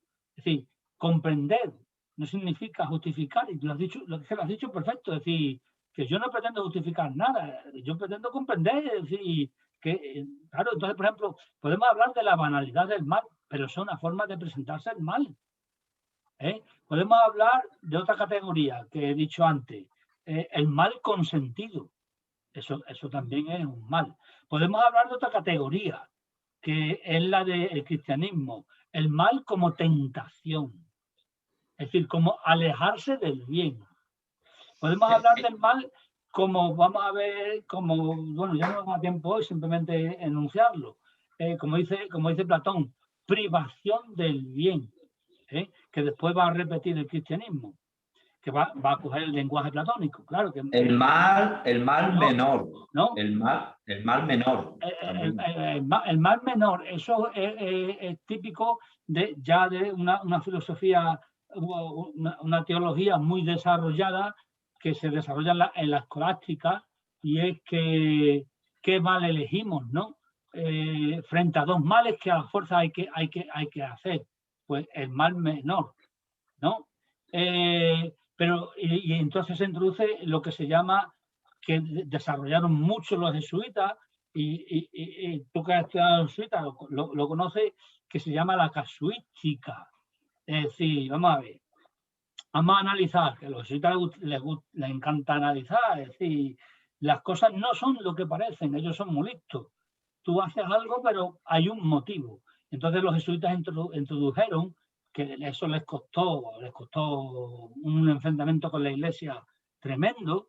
Los jesuitas introdujeron, por ejemplo, dentro del mal la categoría de la intención. El mal no está en la acción. No sé, Hilario, si tú recuerdas esto, pero yo recuerdo cuando nos llevaban a la sala de conferencia y nos tenían allí 2 horas hablando de ética y de moral, que yo, bueno, no sé, porque tengo la cabeza de filósofo, a mí aquellas clases, aquello me encantaba, pero generalmente la gente no se enteraba de nada, decía, ¿y esto qué es? Pero a mí me encantaban, salía flotando de allí, aunque tampoco tenía ninguna solución. Digo, madre mía, ¿esto qué es? ¿Qué han dicho aquí? Lo que me han hecho un lío en la cabeza impresionante, pero bueno, digamos aquello que está en el inconsciente, y después en la carrera volvió a emerger, ¿no? Entonces, pues los jesuitas introdujeron la categoría de intencionalidad. El mal no está en los hechos, sino en la intención. Y los jesuitas nos preguntaban mucho, recuerda, y decir, es que la intención, es que la intención también se maneja como cada uno quiere la intención, ¿no? Es un poco relativa. No, la intención la conoce uno. Sí, sí, pero uno no acepta. Mira, yo te digo la experiencia que yo he tenido. Yo, como sabéis, he sido guardia civil y he llevado a mucha gente a juicio. No llevarla yo por denunciarla, sino malo, a mí me mandaban a la cárcel, le ponían las esposas y en el coche celular los llevaba al juicio de la Audiencia Nacional. Bueno, yo llevaba muchísima gente. Se habían matado cuántos civiles, hombre. Porque yo, en Sevilla, cuando yo estaba haciendo eso, yo a la vez estaba estudiando. Y a mí me dejaban libre la tarde, pero me ocupaban todo el tiempo, como el resto del tiempo, pero como eso era por la mañana al juicio, pues yo hacía mucho eso, llevar a los presos a juicio. Y yo hablaba con los presos en el camino de la cárcel hasta la audiencia provincial. Y yo hablaba, en fin, hablaba y preguntaba, y nadie que yo llevé, a muchos, admitía que su intención hubiera sido la de matar, la de robar, la de lo que sea. La intención siempre era buena. Yo digo, pero ¿cómo dices tú que no lo mataste si le clavaste un puñal hasta el corazón? Dice, no, pero es que se echó sobre mí y se lo clavó él. Bueno, así, por eso digo que la intención es un poco peligrosa si solo la mirara el que comete la acción, la maldad, casi siempre buscaría se saldría por la intención. Él nunca tuvo intención de matar a nadie. Eso es lo que Jesús, pero eso es lo que es muy dice. Interesante lo que has dicho. Es muy interesante, pero no es lo que yo me refería cuando explicaba la ética jesuítica o que introdujeron los jesuitas. Pero es súper interesante, pero si te das cuenta está en el nivel... lo que introdujeron ellos. Está en el nivel operacional. Lo que tú has dicho está en el nivel operacional. Es lo que alguien diría... Operacional, siempre. Claro, es lo que alguien diría en un juicio. Hey, que yo no tenía la intención, que yo sí, tenía el puñal en la mano, lo amenazaba y tal, pero el que se echó encima fue él. Yo no le clavé el puñal, ¿no? Pero... Sí. No sé si conocen la moral de los jesuitas. Los jesuitas hacen mucho lo que se llama el examen de conciencia, que son los ejercicios espirituales que hacen los ejercicios ignacianos. Yo nunca fui, pero vamos, yo me lo sé porque lo decían allí, ¿no? Aunque nunca fuese a ningún retiro de eso, ¿no? Entre otras cosas, porque esas cosas van los internos y esas cosas. Yo no sé si te acuerdas tú, Hilario. Sí, me acuerdo. Que me acuerdo de la diferencia, que sí. Éramos unos pringados y no nos llevaban. que no nos llevan ni de excursiones. Todo el mundo... malos, ya no veníamos Juan Pedro, siempre recuerdo todo el mundo que viene aquí. Yo a Don Nacho sí lo conocía cuando estaban los jesuitas y llevamos de excursiones. A Don Nacho nunca ha venido de excursión. No ha venido de excursión aquí. Que vaya, ¿no? Y de campamento. Yo iba de mi casa al colegio y del colegio a mi casa y ya está. Yo no. Éramos externos. Éramos los externos, los malos, ya de por sí. Sí, bueno, pues lo que decía San Ignacio de Loyola, que además es un místico, ¿no? San Ignacio de Loyola es un místico muy curioso, muy militar, ¿no? Muy disciplinario, muy parecido a los estoicos y esas cosas, ¿no? Pues estableció lo que es el examen de conciencia, que está copiado de los estoicos, además, ¿no? Y el examen de conciencia es ¿qué he hecho yo durante el día?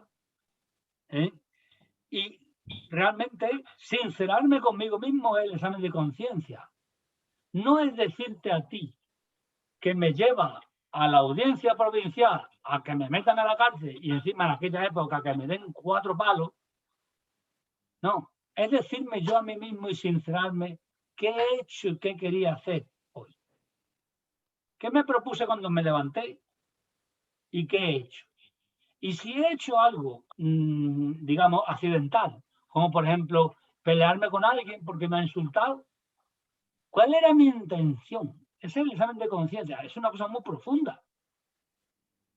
Porque uno siempre va a decir, es que se metió conmigo, es que no sé cuánto, pero si uno hace un examen de conciencia, realmente una meditación ignaciana, que se llama,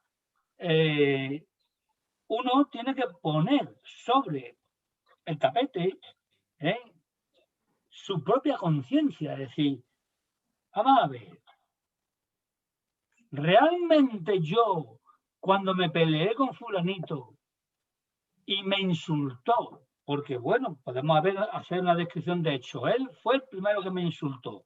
Cuando yo le ataqué, ¿fue una defensa o hubo un ataque de venganza y me ensañé con él y le pegué 4 puñetazos y si no me llegan a coger, sigo allí? Cuidado, que lo que dicen los jesuitas es muy importante.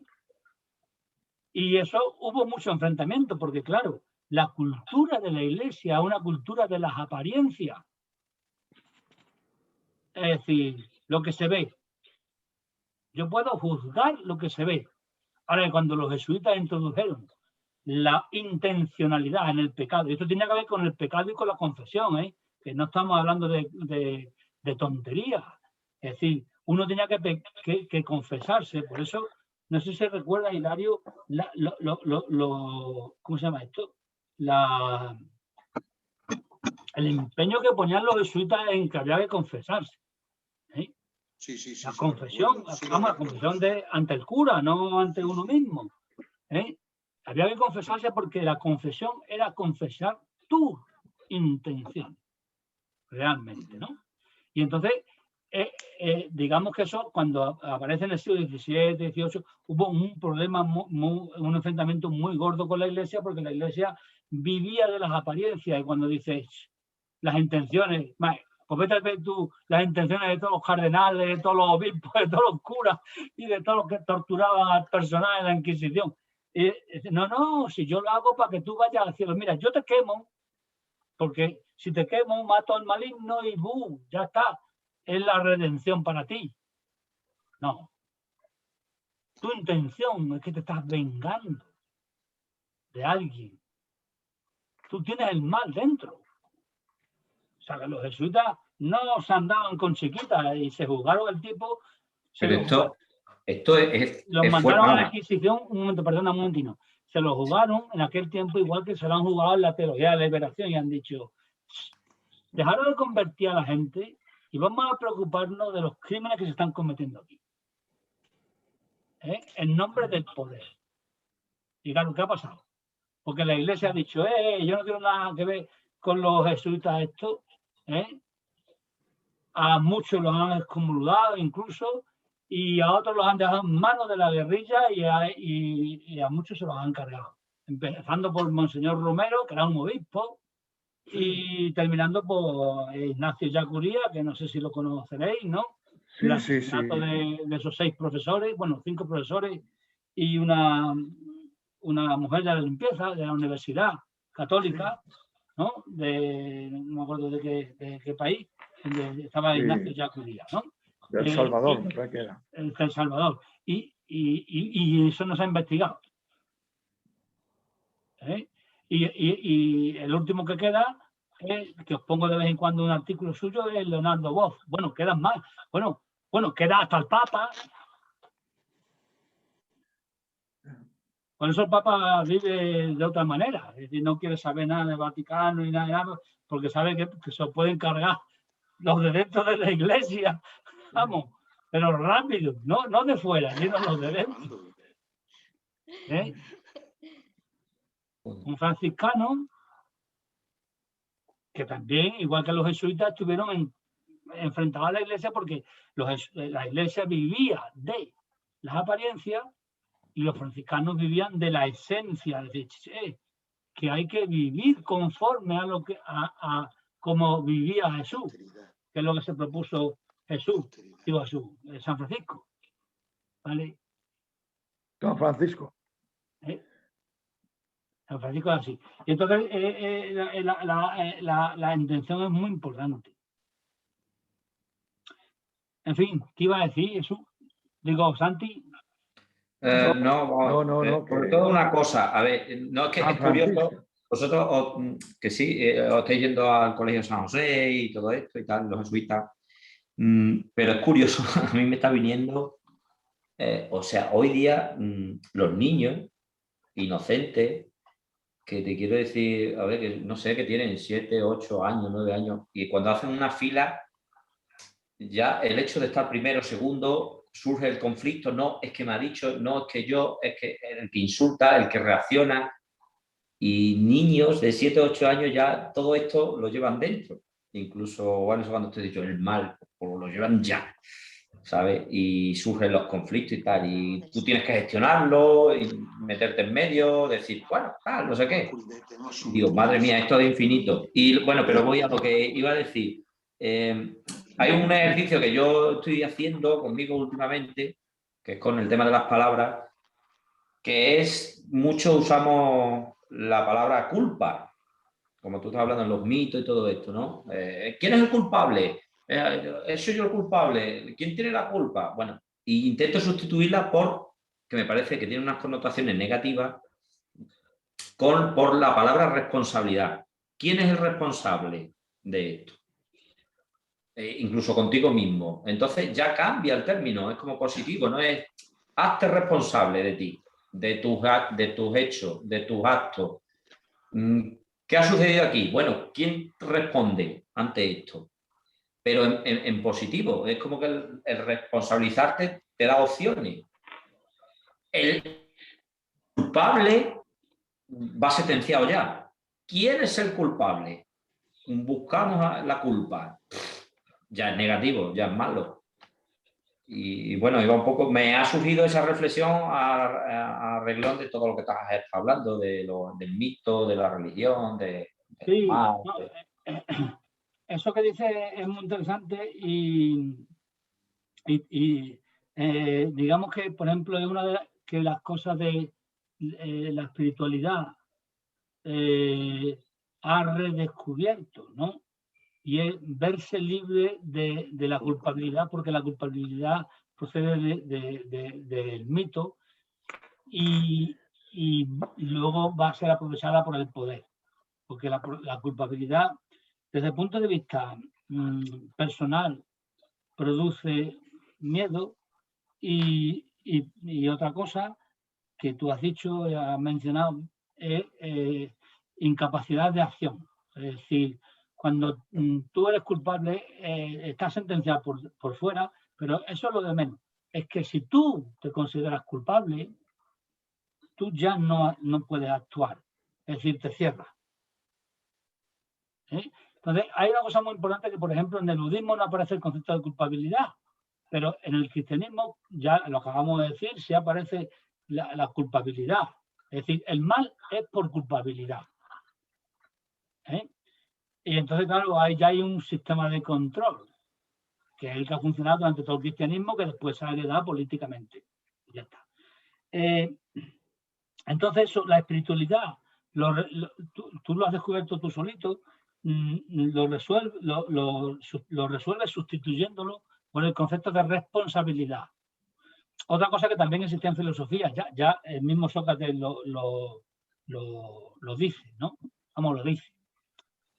Operacionalmente funciona así, ¿no? Sócrates nunca habla de culpabilidad. ¿Por qué? Porque para él nuestros actos proceden de la ignorancia. Entonces no podemos ser culpables. Es igual que el budismo. Entonces, la responsabilidad es apertura. Tú lo has dicho muy bien, lo has descrito muy bien. Es decir, si yo me siento responsable, no siento la culpabilidad, sino siento la responsabilidad, tengo la oportunidad de enmendarme.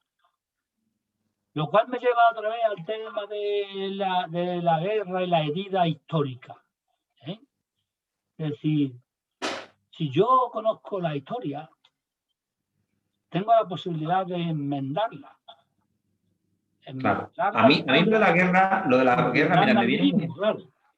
guerra me viene un ejemplo que yo creo que es muy útil, ¿no? El de las autopsias. O sea, las guerras, no las toquemos, el conflicto, no que se vuelve a reabrir, que abrimos heridas, que tal. Vamos a ver, es como una autopsia.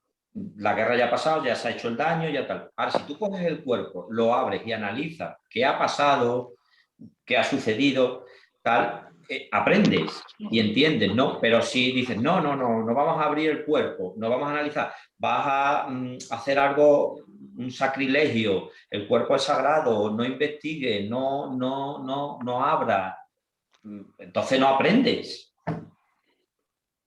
Muy buen ejemplo, muy visual. Es que... Claro, y yo veo una herida y veo un abrir y no me gusta nada, ¿no? Pero el avance de la medicina, ¿de qué viene? De coger un cuerpo, de abrirlo, a ver qué hay aquí, a ver qué... Y entonces ellos, con una autopsia, aprenden y ven qué ha sucedido. Claro, de la medicina, de la criminología, de la jurisprudencia, todo procede de claro, pero si ahora llego y yo te digo, no. Pero si ahora yo llego con Pedro y te digo, no vamos a abrir el cuerpo. Claro, pero si ahora yo llego y te digo, no vamos a abrir el cuerpo. Es mirar. Autopsia significa mirar. Sí, pero ahora llego yo y te digo, no vamos a abrir el cuerpo. No vamos a hacer algo, ay, no me sale la palabra, y que no sea sagrado, y sacrilegio. Vamos a abrirlo, vamos a enterrarlo y vamos a dejarlo ahí y no vamos a mover más. Claro, no aprende. Claro, si tú te das cuenta, todos los sistemas absolutos eliminan o donde hay un poder absoluto, por ejemplo, en un sistema policial en concreto, lo que sea, porque está corrupto, ¿no? No permiten autopsias, por ejemplo, cuando está el crimen relacionado con ello, porque temas de narcotráfico o en donde la policía está implicada, no lo permiten. En los regímenes totalitarios tampoco permiten autopsias ni nada, o incluso se elimina el cadáver, es que no puede aparecer ni siquiera. Eso es cierto. Y es muy visual con respecto a la historia, porque en la historia hay que hacer autopsia, es decir, hay que mirar dentro. Y aprendes. Mirar dentro y mirar con los propios ojos. Que con los propios ojos es muy importante, que es lo que significa autopsia, mirar con los propios ojos.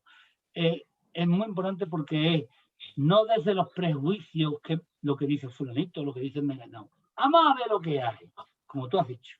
¿No? Vamos a ver realmente lo que hay. Hombre, es real que hoy en día, en el momento convulso que estamos viviendo, sobre todo en España, se abren heridas de forma falsa, pero ya lo expliqué antes, con intereses políticos, no con interés de sanar, que estás tú diciendo, ¿no? O con el interés, digamos, mucho más lejos del al que estoy yendo yo, decir, pero vamos a ver, ¿qué es el hombre? ¿Cuál es la naturaleza? ¿Qué es? Tampoco es como es la pregunta mala que decía Jesús. Tampoco se puede preguntar. Es decir, ¿cuál es la naturaleza humana que nos permite explicar que seamos capaces de hacer esas cosas? Y entonces ahí viene la pregunta del mal que dirá Jesús. Este tío no me responde ni amo, porque no le da. Se acaba esto y no me responde. El problema del mal. No, lo dije al principio. Es decir, el tema del mal, yo estoy con Hilario, es decir, existe un montón de niveles. Si nos ponemos en el nivel del amor incondicional o del bodhisattva, no vemos mal, pero tenemos que estar aquí, ¿no? Entonces, aquí yo el mal no lo he definido porque no me he preguntado ¿qué es el mal? Lo he podido preguntar retóricamente, pero no como para responderlo, porque no se puede responder esa pregunta. Es una mala pregunta. Una mala pregunta porque no se puede responder, no porque sea mala, sino porque no se puede responder. Bueno, pues entonces, pero igual que no puedes dar una definición del mal y tal, entonces tampoco la puedes dar del bien.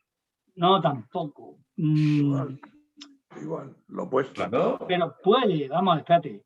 Lo que puedes decir, vamos a ver, yo malo, cuando digo yo, es un yo majestático, todos los que estamos aquí y todo el mundo, ¿no? Lo entendemos como sufrimiento. Es decir, aquel que provoca sufrimiento está provocando un mal, sea del tipo que sea, psicológico, físico, a nivel histórico. Es decir, ahí hay un mal, sufrir es un mal. Pero yo no he entrado en si es un mal sustancial o no. Cuando he entrado en si es un mal sustancial o no es cuando he empezado a hablar de el mal en la naturaleza humana. ¿Vale? Por ejemplo, el mal en el cristianismo.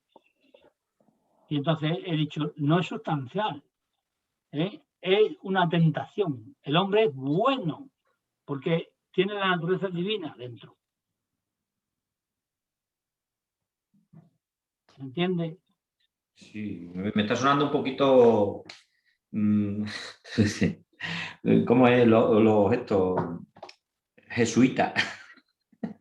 Sí. Me estás hablando, y me estoy quedando igual, ¿sabes? No, igual no. Ya lo sé, estoy siendo un poquito malo. Mira, estoy siendo un poquito malo. En el sentido eso de que flu, y digo, bueno, pues más adelante, yo qué sé, lo digeriré o subirá algo, o me pasará algo que diga, era esto. Pero me estoy quedando... Si te voy a dar, que te voy a dar muchas respuestas. Ya te he dado una. Lo que pasa es que, digamos que no lo he enfocado intentando dar respuesta a qué es el mal, sino como esa pregunta no sirve. Y ya he dicho que durante mucho tiempo tuve un maestro, era Popper, que decía, hay que intentar evitar esas preguntas. Pues a mí se me ha quedado grabado. Hay que intentar evitar esas preguntas porque caen uno en un bucle. Ya, pero mira, esa pregunta... Entonces, yo he sustituido desde el principio, lo que pasa es que no lo he dicho, eso es un error mío. No lo he dicho, lo he hecho automáticamente. He sustituido la pregunta de qué es el mal por cuál es la naturaleza humana. Vamos a ver, ¿no? Y si averiguamos algo de la naturaleza humana, cada cual sacará sus conclusiones sobre qué es el mal, porque yo no lo voy a decir qué es el mal. Ahora que sí, voy a decir muchos que dicen que es mal. A ti eso te puede parecer jesuita, te puede parecer caquearse, te puede parecer lo que te dé la gana, pero vamos, que yo te voy a seguir diciendo un montón de respuestas. Ya, bueno, mira, una de ellas... Le he dado unas cuantas respuestas, Ya, pero una de las cosas es que me tengo que ir. Una de las cosas... Yo también tengo que pedir la comida para el niño tiene que venir. Una de las cosas interesantes ha sido la reflexión de Hilario, el empatizar y el ponerse en el lado de la otra persona, cómo piensa, cómo responde, cómo justifica sus actos. Cuidadito, Te quiero decir, porque te hace decir, cuidado la motivación del otro y el proceder del otro. Te levanta las antenas, ¿sabes? Comprender es fundamental. Por eso, para mí, el tema del Bodhisattva es impresionante. Sí. ¿Pero qué he dicho? No he entendido. Santiago, Santi, antes de que te vayas, es que no te he entendido un poquito, porque a veces va y viene. ¿Qué es lo que te refieres? Que no, dime, es que hay mira, yo tengo un antes, escucharme una cosa muy rápida y quiero que lo escuchéis todos porque un antes y un después de un poema de Tina Han, ¿vale? Que es impresionante. Escúchalo y léelo. Luego te lo ponemos en la lista, lo ponemos para que lo veas. Empatizar. Yo no voy a justificar nunca la maldad que hay. Nunca voy a justificar como he dicho antes. Pero, Hilario, quiero que escuches. Hilario, yo no sé si no te va a dar tiempo ponerlo, pero si lo pones tú, Lo ponemos nosotros ahora mismo, lo ponemos ahora, no te preocupes. Pero lo está buscando Estrella y lo ponemos ahora. Pero leerlo, por favor, leerlo. Vale. Pon como conclusión a la sesión de hoy sobre el tema del mal, o como lo queráis poner. Perfecto, pero perfecto. Digamos que como conclusión. Como conclusión a este tema, el tema pero de hoy. Se termina el tema. Pero Hilario, que yo solo quiero decir que yo lo digo en positivo. Espérate. Lo digo que que no te lo tomas, que no. Te lo digo en positivo en el sentido de... No, pero Jesús, Santi, es que quiero que escuches, que leas ese poema, que te va a llegar a lo más adentro de verdad. Sí, lo dice en positivo. Perdón, que no, si no te he entendido, no sabía lo que he dicho. Es que no lo he entendido y por eso. Digo que, de verdad que os digo que ese poema a mí me caló y me di cuenta. Yo estaba en un taller, antes de estar con Juan Pedro, estaba en unos cursos con Juanma. Juanma García, lo conocemos sobre todo Juan Pedro, muy amigo suyo, Jesús ni te cuento, no sé si tú lo conoces a Juanma. Juanma estaba charlas también en Aberdare, en el centro de yoga que teníamos en Villafranca. No. Y Juanma en una de las, Juanma removió ahí cuando dijo, entró en ese tema, ponerse en lugar de casos difíciles y que es no justificable, ¿vale? Y yo me quedé como allí, todo el mundo empezó a echársele encima, aquello fue como un revulsivo que todo el mundo, ¿pero qué estás diciendo? ¿Pero qué estás...? Y ahora el poema de Tina Hang y el haber escuchado y el Bodhisattva y todo, no te voy a decir que no voy a justificar nunca el mal que se hace y el sufrimiento a todos los seres que habitan en la tierra. Pero se puede comprender. Algo, no te voy a decir. Pero mira, solo te digo una cosa, es una actitud muy valiente. En eso, Santi, en eso estamos en el Bodhisattva. Y lo que te está diciendo Hilario es precisamente, te está dando la razón a lo que estás diciendo tú. Y lo que te está diciendo es que va a poner un poema de un monje budista, Thich Nhat Hanh, en el que se expresa de una manera preciosa lo que estamos hablando, es decir, lo que dijo él antes y lo que tú has dicho que estaba muy bien, que él dijo antes. Y a mí me parece una conclusión a lo que estamos viendo hoy muy buena, a lo que hemos visto hoy muy buena. En fin, yo que me tengo que ir, que tengo que pedir... Yo también. ¿Queréis el próximo día? Lo comentamos un poquito. Bueno, ¿Queréis el próximo día? Si lo leéis, lo vemos y hablamos. Sí, pero tenemos que recordarme que tenemos que seguir por Platón y por donde iba el tema de este, ¿sabes?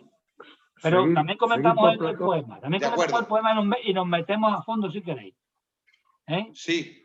Nos metemos a fondo. ¿Y dónde está esa lista? Nos mojamos. La lista esa... ¿Dónde está la lista? No, la lista se refiere al grupo. Ya lo he puesto. En el grupo. Pero no hay una lista de libros. Leerlo tranquilamente el poema, de verdad que os va a llenar, de verdad, de amor. No hay una lista. Pero que no hay una lista de libros recomendados, ni nada, no hay una lista, ¿no? No, es el grupo.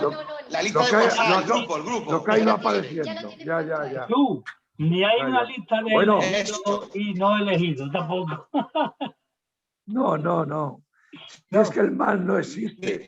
Ni hay una lista de buenos ni efectivamente. Me voy a acostar la siesta. Espera un momentino. Que nos vamos a... Jesús, como tú me has pedido una definición, ¿verdad? Pues yo te voy a dar una. Sí. Te voy a dar una para que la pienses. El mal. Vale. Privación del bien. Sí, claro. No, pero es que no existe. Piénsala. Porque no existe ni el bien ni el mal. Yo ya sabía que no existía, pero vamos. No existe ni el bien ni el mal. Lo que existe es el hombre. Es la vasija, es el hombre. Y es lo que suscita toda la existencia, es el hombre. Y ahí está todo. Bueno, yo me voy. Venga, hasta luego. Adiós. Venga, adiós. Adiós.